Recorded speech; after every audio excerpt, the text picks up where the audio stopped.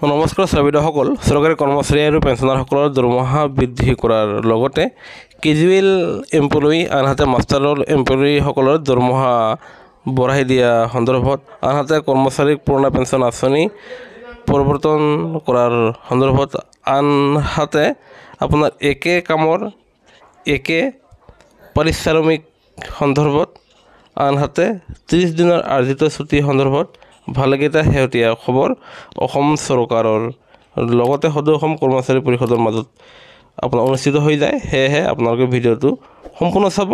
আনহাতে যিসকল ছাৰ বাইদেৱে পোনপ্ৰথমে আমাৰ চেনেলটো চাই আছে তেওঁলোকৰ প্ৰতি এটা অনুৰোধ, চৰকাৰী কৰ্মচাৰী আৰু পেঞ্চনাৰৰ প্ৰতিটো শেহতীয়া খবৰ শেহতীয়া জাননী সকলোতে আগত পাবলৈ আমাৰ চেনেলটো ছাবস্ক্ৰাইব কৰিবলৈ নাপাহৰিব, কিয়নো আমাৰ এই চেনেলটো একমাত্ৰ কৰ্মচাৰী আৰু পেঞ্চনাৰসকলৰ প্ৰতিষ্ঠিত ইউটিউব চেনেল, যিটো আমি পোনে পোনে আপোনালোকৰ মাজলৈ লৈ আহিছোঁ। ছাৰ বাইদেউসকল এয়া চাব, গভৰ্ণমেণ্ট অফ অসমৰ ফাইনেন্স ডিপাৰ্টমেণ্টৰ ফালৰ পৰা এক শেহতীয়া খবৰ আৰু যিটো ডেটটো দিয়া আছে এয়া চাব।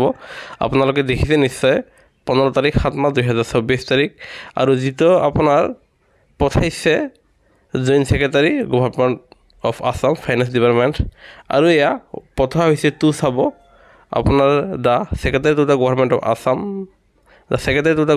আছাম ফাইনেন্স ডিপাৰ্টমেণ্ট আৰু ইয়াৰ বিষয়বস্তু দিয়া আছে এয়া চাব, য'ত এখন মাইনোটছ প্ৰকাশ পাইছে, যিটো আপোনাৰ মিটিং আছিলে যোৱা 22/9/2023 তাৰিখে আৰু যিটো মিটিং হৈছিলে চিফ ছেক্ৰেটাৰী আৰু সদৌ অসম কৰ্মচাৰী পৰিষদৰ মাজত যি আপোনাৰ বৈঠক অনুষ্ঠিত হৈছিলে আৰু সেই বৈঠকত কি সিদ্ধান্ত লৈছে সেই সম্পৰ্কে আমি এই নটিছটোৰে আপোনালোকক অৱগত কৰাবলৈ ওলাইছোঁ। ছাৰ বাইদেউসকল সেয়েহে ভিডিঅ'টো সম্পূৰ্ণ চাব। আনহাতে কৰ্মচাৰী আৰু পেঞ্চনাৰৰ প্ৰতিটো শেহতীয়া খবৰৰ বাবে আমাৰ এই চেনেলটো লাইক এটা দি ছাবস্ক্ৰাইব কৰিবলৈ নাপাহৰিব ছাৰ বাইদেউসকল। আৰু এয়া চাব, আমি আপোনালোকক সেই যি মাইনোটছখনত কোনকেইটা সিদ্ধান্ত গ্ৰহণ কৰা হৈছে সেয়া আমি আপোনালোকক পোনে পোনে দেখুৱাইছোঁ। প্ৰথমতে 1 নম্বৰটো চাব যে আপোনালোকে জানে যে সমগ্ৰ ভাৰতবৰ্ষৰ লগতে অসমতো 2005 পিছত যিসকল চৰকাৰী কৰ্মচাৰীসকলে তেওঁলোকে চাকৰিত যোগদান কৰিছে তেওঁলোকে NPSৰ অধীনত হয় আৰু সেয়েহে যিসকল চৰকাৰী চাকৰিয়ালে 2005 চনৰ পিছত চাকৰিত যোগদান কৰিছে কিন্তু তেওঁলোকৰ যিখন এডভাৰটাইজমেণ্ট আছিলে সেই এডভাৰটাইজমেণ্টখন আপোনাৰ 2004 সময়তে প্ৰকাশ পাইছিল। তেনে ক্ষেত্ৰত সেইসকল চৰকাৰী কৰ্মচাৰীসকলে তেওঁলোকে OPS মানে পুৰণা পেঞ্চন আঁচনিৰ অন্তৰ্ভুক্ত হ'ব। এক কথাত আপুনি চাকৰি পাইছে যেতিয়া NPSৰ অধীনত, আনহাতে আপোনাৰ এডভাৰটাইজমেণ্টখন OPSৰ সময়ত ওলাইছিলে, তেনে ক্ষেত্ৰত আপোনালোকে OPSৰ অধীনত হ'ব বুলি এই জাননীখনেৰে জনা গৈছে। এতিয়া আমি 2 নম্বৰ পইণ্টটো আপোনালোকক দেখাবলৈ ওলাইছোঁ। আপোনালোকে এয়া চাব, য'ত লিখা আছে সদৌ অসম কৰ্মচাৰীসকলৰ প্ৰতিনিধিবৰ্গৰ লগতে অসম চৰকাৰে গঠন কৰি দিয়া উচ্চ পৰ্যায়ৰ বিষয়া বিশেষকৈ Jayanta Narlikar commission and secretary finance department এনেকুৱা কৰি আপোনাৰ ভালেকেইজন বিভাগীয় কৰ্তৃপক্ষক নিযুক্তি কৰি দিছিলে আৰু তেওঁলোকে শিক্ষক কৰ্মচাৰীসকলৰ 30 দিনৰ যি আৰ্জিত ছুটি সেই ছুটিৰ বিষয়টো চালি চাই তেওঁলোকে অচিৰেই অসম চৰকাৰক আন এক ৰিপৰ্ট ছাবমিট কৰিব আৰু সেই ৰিপৰ্টৰ ভিত্তিত শিক্ষক কৰ্মচাৰীসকলৰ 30 দিন তেওঁলোকৰ আৰ্জিত ছুটি বৃদ্ধি কৰা হ'ব আৰু এয়া এক অত্যন্ত ভাল খবৰ।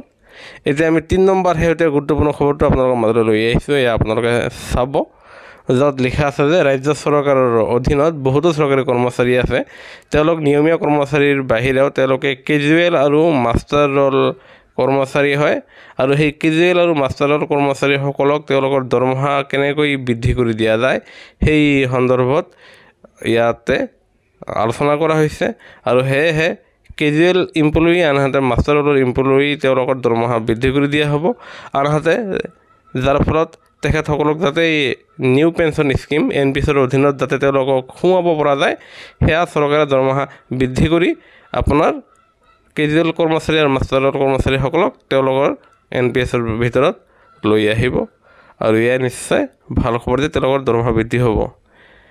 এতিয়া আন এক শেহতীয়া খবৰ দিবলৈ ওলাইছোঁ, সেয়া হ'ল যে এতিয়াৰ পৰা আপোনালোকে 4 নম্বৰ পইণ্টটো চাব। এই নিয়মৰ ভিত্তিত এতিয়াৰ পৰা ৰাজ্য চৰকাৰৰ অধীনৰ চৰকাৰী কৰ্মচাৰীসকলে তেওঁলোকে 1 pay for same or similar work policy কৰ্মচাৰীসকলে যদি একে ধৰণৰ কাম কৰিছে তেনেহ'লে তেওঁলোকে একে পৰ্যায়ৰ সমপৰ্যায়ৰ দৰমহা লাভ কৰিবলৈ সক্ষম হ'ব।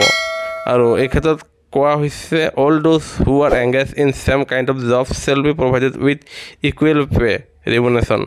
এই ক্ষেত্ৰত অসম চৰকাৰৰ অধীনত ইতিমধ্যে যদি চৰকাৰী কৰ্মচাৰীসকলে অন্য বিভাগত তেওঁলোকে অন্তৰ্ভুক্ত হৈ আছে তেনেস্থলত তেওঁলোকৰ যদিহে আপোনাৰ দৰমহাৰ পৰিমাণ বেলেগ বেলেগ তেনেস্থলত এতিয়াৰ পৰা একে কামৰ আৰু একে কেটাগৰীৰ চাকৰিৰ দৰমহা আপোনাৰ একে হ'ব আৰু সেয়া ঠিক কৰা হ'ব। ঠিক তেনেদৰে আপোনালোকে 5 নম্বৰ পইণ্টটো চাব, য'ত লিখা আছে যে যদিহে আপোনাৰ pension of the office irrigation department on short of the decision with office bearers Sadou Asom Karmachari Parishad. Year 5 number কোৱা হৈছে যে ইৰিগেশ্যন ডিপাৰ্টমেণ্টৰ কৰ্মচাৰীসকলৰ পেঞ্চন পোৱাৰ ক্ষেত্ৰত বহুতো দেৰি হয়, পলম হয়। তেনে স্থলত আপোনাৰ কৰ্মচাৰী পৰিষদে চৰকাৰৰ সৈতে আলোচনা কৰিছে আৰু এতিয়াৰ পৰা ইৰিগেশ্যন ডিপাৰ্টমেণ্টৰ পেঞ্চনাৰসকলৰ তেওঁলোকৰ পেঞ্চন অতি শীঘ্ৰে হ'ব বুলি ইয়াৰে জনা গৈছে। 6 নম্বৰ পইণ্টত কোৱা হৈছে যে এতিয়াৰ পৰা আচলতে যি পদ আছে সেই পদসমূহত চৰকাৰী কৰ্মচাৰীসকলৰ পদসমূহ আপগ্ৰেডেশ্যন কৰি সেয়া আপোনাৰ বিত্ত বিভাগলৈ সেয়া পঠোৱা হ'ব। আন ক্ষেত্ৰত কোৱা হৈছে যে সদৌ অসম কৰ্মচাৰী পৰিষদে তেওঁলোকে সিদ্ধান্ত গ্ৰহণ কৰিছে যে এতিয়াৰ পৰা টাইম স্কেল প্ৰমোশ্যনসমূহ যাতে সময়মতে চৰকাৰে মোকলাই দিয়ে আৰু সেয়া সদৌ অসম কৰ্মচাৰী আৰু বিত্ত বিভাগৰ সৈতে এক বৈঠকত এই সম্বন্ধে আলোচনা হৈ যায়। আনহাতে শিক্ষা বিভাগৰ যি সমস্যাসমূহ আছে সেই সমস্যাসমূহ জেনেৰেল ইলেকশ্যন 2024 তাৰিখৰ পিছত সেয়া আলোচনা কৰি সেয়া আপোনাৰ সমাধান কৰা হ'ব বুলি ইয়াৰে জনা গৈছে। সেয়েহে চৰকাৰী কৰ্মচাৰী আৰু পেঞ্চনাৰসকলৰ তেওঁলোকৰ সময়মতে টাইম স্কেল আৰু প্ৰমোশ্যন পাব। আনহাতে ইৰিগেশ্যন ডিপাৰ্টমেণ্টৰ পেঞ্চনাৰসকলৰ যি সমস্যা আছে সেয়াও সমাধান কৰা হ'ব।